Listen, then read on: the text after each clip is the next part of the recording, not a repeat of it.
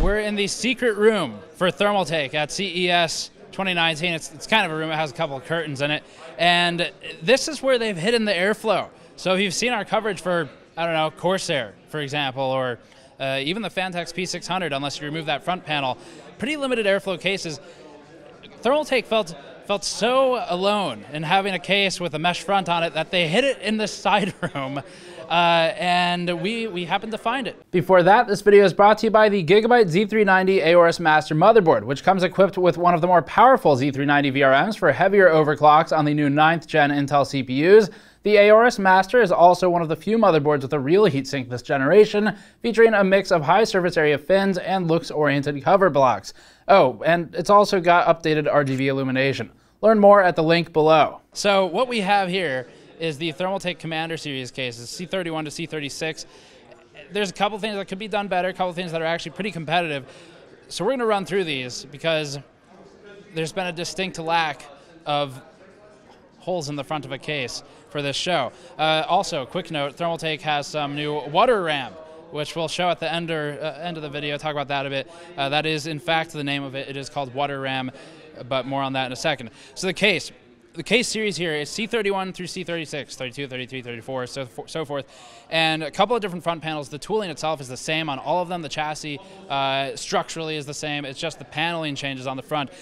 The reason this is kind of interesting, so price point, $110 for the black version, $120 for the white version, and it comes with two ARGB fans that are 200 millimeters. Now, like I said, a couple things that could be improved, I'll walk through those momentarily, but strictly from a standpoint of competition on the market, nearby cases would be the Cooler Master H500, blank, just H500. Extremely competitive case. We liked it in our testing originally, and $100, it's one of the best you can get at that price point. So Thermaltake's cutting it pretty close to the Cooler Master H500, which is good because other nearby cases would be like $70, $80, H500 NZXT case, RL06, things like that.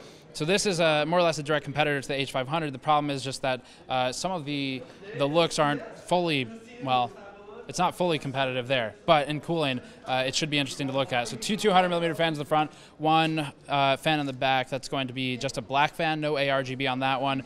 And then for the rest, it's going to vary by panel. The back fan will be a 120 millimeter, and we don't have RPM specs or anything like that. But other information for the case is, I mean, I guess that's more or less it. There's a button to change the LED color. We'll have some B-roll of that.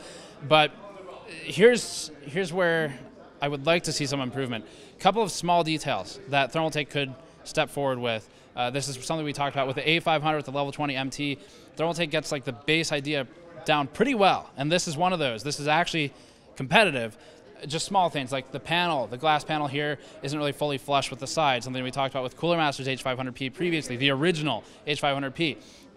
The door here, the glass, could use a little tab to pull it out, because right now to get it out you kind of have to put your hand on the glass and push it, and that's just, I mean, it's glass, you're gonna get fingerprints everywhere, so that could use an improvement. I don't think these are 100% final, so some of that stuff could change.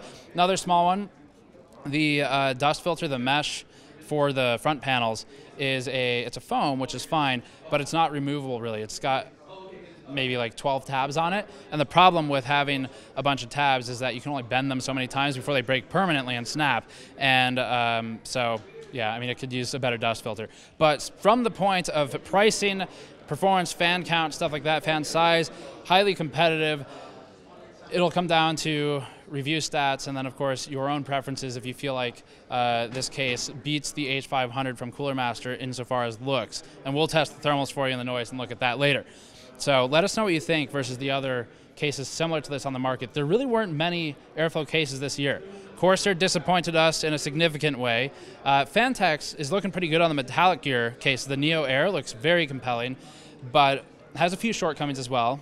And then the P600S, very popular case, much more expensive than this, different price category, and it's just, well, unless you pull the front out of the case, it's not an airflow case. It just isn't. But it could be competitive when you do that. So Thermaltake has done well to make an airflow case and bring it here. It needs to get a little further. So hopefully we'll see that. But yeah, that is the Commander series, C31 through 36. The memory that's here, like I said, WaterRAM is the name. There'll be series names later. but the specs on that 3200 CL16, and then the IC is Hynix. I don't know which die it is, but it's a Hynix die for the IC. And just one other note here, the big question about that is how is it being marketed?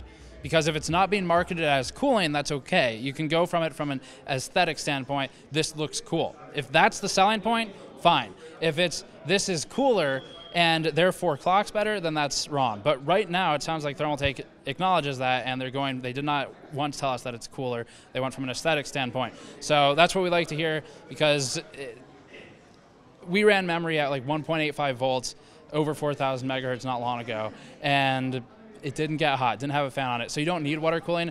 If you like how it looks, though, we have some B-roll. Let us know what you think of that from an aesthetic standpoint, and I guess from a logistics standpoint of managing your tubing, because we're curious to see what kind of the market interest is in that. It'll be low volume to start, though. So that's it. The Commander series cases from Thermaltake do look actually very promising. Hopefully we see some continued improvements and iterations on this base design, and Cooler Master Thermaltake no longer feels ashamed from their airflow ways with this, and can bring them out into the main showroom, because they're actually pretty cool cases. So $100, $110, $120 for these, with the white version costing more. Thank you for watching. Subscribe for more. As always, go to patreon.com/gamersnexus. Helps out directly, or store.gamersnexus.net. I'll see you all next time.